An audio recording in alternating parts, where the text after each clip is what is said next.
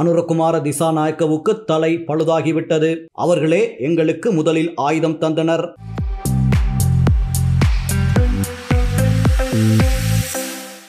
பின்னர் மக்களை சுடுவதற்காக என்னிடம் ஆயுதம் கேட்டனர்.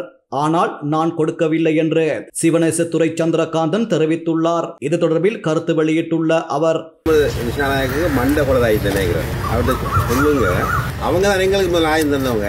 அது எங்கிட்ட ஆயுதம் கேட்டவங்க மக்களை சுடுறதுக்கு நான் கொடுக்கல. அதால அவர் தலைவர்கள் வேற தலைவராக இருந்தவங்க மற்றவர்களுக்கு வந்து பொறுப்பா கலைக்க போல சொல்லுவோம். அவரு ஜனநாயகம் வந்தா தேடி பார்க்கட்டும். அதனால ஜேபிக்கு சொல்ற நேற்று வந்து நாங்கள் அச்சுறுத்தல் சொன்னால் உங்களுக்கு தெரியும், மண்டல மாவட்டத்தில் கூட வாக்குறதா இருக்கு.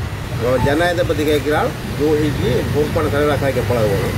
அதே போல இந்த நாட்டை தீக்குள்ள தள்ளி அநியாயமா இந்த யூனிவர்சிட்டி பிள்ளைகள்லாம் கொண்டு போய் ஒரு வன்முறையில் ஈடுபடுத்துற ஒரு கட்சி அது. இந்த நாட்டை அழிக்க நினைக்கிற ஒரு தலைவர் வந்து எங்கட மண்ணில் வந்து அப்படி பேசினது கவலை அடைகிற அவங்க தான் ஒரு பிரபலியமான ஆயுத குழு. அதே போல தமிழக கட்சி ஆரம்பத்தில் எங்களுக்கு ஆயுதம் தந்தவங்க எங்கள்கிட்ட ஆயுதம் கைமாறினதவங்க தான். அந்த ஆயுதங்களை தேடி இருக்கிறதுக்கான ஏற்பாடு செய்ய சொல்லி அந்த ஜனநாயகம் நான் சொல்ல வருவேன்.